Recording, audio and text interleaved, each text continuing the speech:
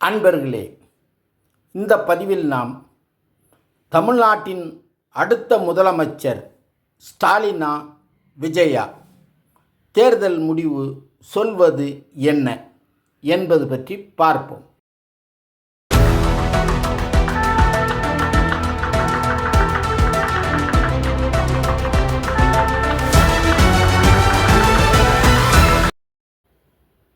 ரெண்டாயிரத்தி 26ஆம் ஆண்டுக்கான தமிழ்நாடு சட்டமன்ற தேர்தல் முடிந்துவிட்ட நிலையில் தேர்தல் முடிவை தெரிந்து கொள்வதற்காக மே 4ஆம் தேதியை எதிர்பார்த்து ஆவலுடன் இருக்கின்றனர் அனைத்து தரப்பினரும். தேர்தலுக்கு பிந்திய கருத்து கணிப்பு முடிவுகள் அனைத்து அரசியல் கட்சிகளுக்கும் கலக்கத்தையும் பதட்டத்தையும் கொடுத்துள்ளது.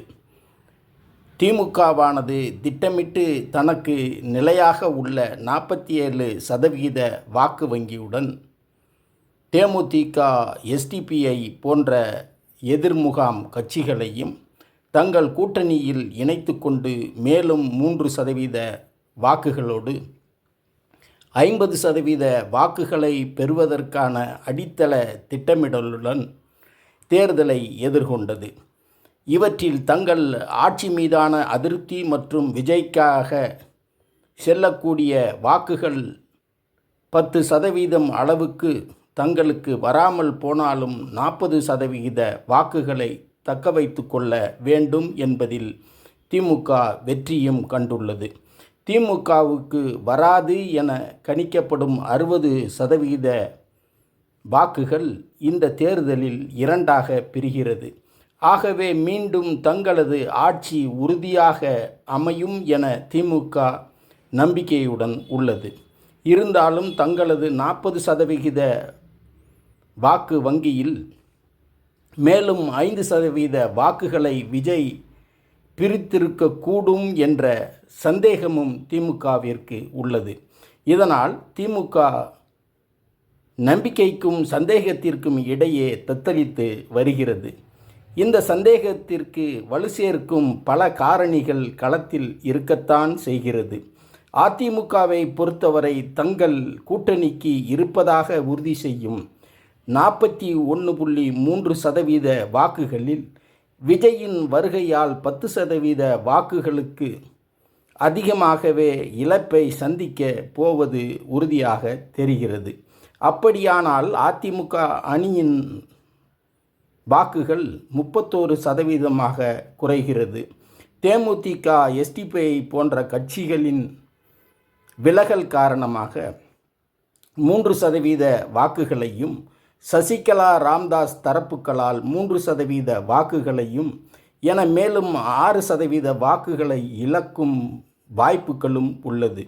ஆகவே இந்த தேர்தலில் அதிமுக அணி 28% அளவு வாக்குகளை தக்க வைத்து கொள்ளுமா என்பது கேள்விக்குறியாக உள்ளது. ஆக இந்த தேர்தலில் தவேக சென்னை மற்றும் அதனை ஒட்டியுள்ள தொகுதிகளில் 35% வரை வாக்குகளை பெறுவதற்கு வாய்ப்பு உள்ளதாகவே பெரும்பாலான அரசியல் நோக்கர்கள் கருதுகிறார்கள். அதே நேரம் பிற மாவட்டங்களில் தவேக 25% முதல் 30% வரை வாக்குகளை பெறுவார்கள் என பரவலாக நம்பப்படுகிறது. ஆகவே தவேகவிற்கு 25% வாக்குகள் உறுதி செய்யப்பட்டுள்ள நிலையில் தமிழ்நாடு எங்கும் சராசரியாக 33% வாக்குகளை பெறும் என்பது அரசியல் ஆய்வாளர்களின் எதிர்பார்ப்பாக உள்ளது.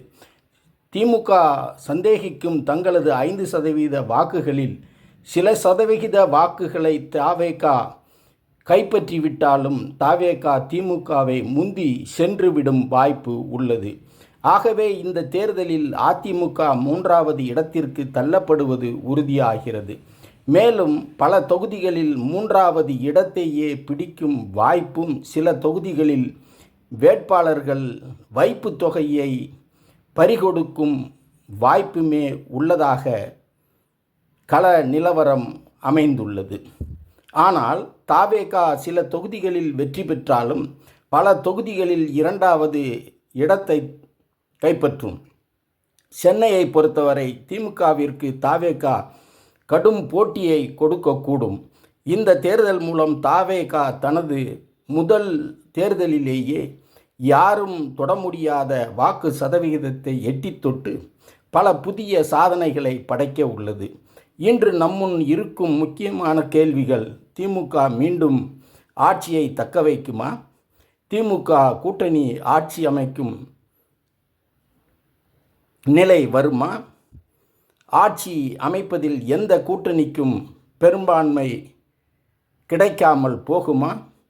இவை அனைத்தையும் பொய்யாக்கி விஜய் ஆட்சியை பிடிப்பாரா? ஆளுநரின் அணியாக மாறி அதிமுக அணி ஆட்சியை கைப்பற்றுமா? உறுதியான விடைக்கு மே 4 வரை காத்திருப்போம். ஆனாலும் 3 இலக்க தொகுதிகளில் வெற்றி பெற்று திமுக ஆட்சியை தக்க வைக்கும் வாய்ப்புகளும், 2 இலக்க தொகுதிகளை கைப்பற்றி அதிமுக எதிர்க்கட்சி ஆகும் வாய்ப்புகளும், ஒற்றை இலக்க தொகுதிகளை கைப்பற்றினாலும் தாவேகா தமிழ்நாட்டின் 2வது பெரிய கட்சியாகவும் தமிழகத்தின் வலிமைமிக்க மாற்று சக்தியாகவும் உருவெடுக்கும் வாய்ப்புகளே அதிகம் உள்ளது. திமுகவை எதிர்த்து சரியான எதிர்க்கட்சியாக செயல்பட எடப்பாடி தவறிவிட்டார். அந்த இடத்தில் திமுகவை எதிர்ப்பதில் தன்னை முன்னிலைப்படுத்தி விஜய் வெற்றி கண்ட போதிலும் கடந்த 6 மாதமாக சரியாக அரசியல் செய்யாத காரணத்தால் தன் கைக்கு வந்த முதலமைச்சர் ஆகும் வாய்ப்பை தவற விட்டுவிட்டாரா எனும் இச்செய்திகளோடு மீண்டும் ஒரு பதிவில் சந்திப்போம். நன்றி.